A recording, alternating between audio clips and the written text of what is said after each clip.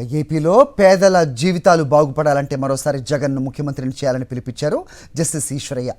పేదలు అట్టడుగు వర్గాలకు ఇంగ్లీష్ విద్యను టాప్ క్లాస్ వసతులతో కల్పిస్తున్న ముఖ్యమంత్రి వైఎస్ జగన్తోనే ఏపీ సమగ్ర అభివృద్ధి సాధ్యమన్నారు.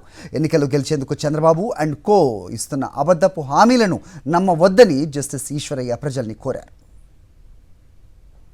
నిజంగా జగన్మోహన్ రెడ్డి ఆయన నమ్మదగిన వ్యక్తి, మాట్లాడింది నెరవేర్చే వ్యక్తి.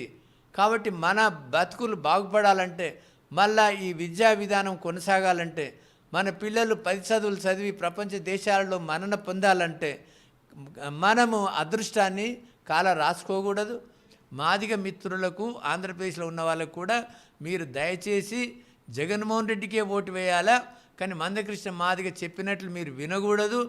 జగన్మోహన్ రెడ్డి మెజారిటీ ఎంపీలు వచ్చినట్లయితే నేను అనుకుంటాను బీజేపీకి తక్కువ ఓట్లు వస్తే మీ యొక్క డిమాండ్స్ అన్నీ ఫుల్ఫిల్ అవుతాయి, వర్గీకరణ అవుతుంది. జగన్మోహన్ రెడ్డితోనే అవుతుంది కానీ ఇంకెవరితోని కాదు.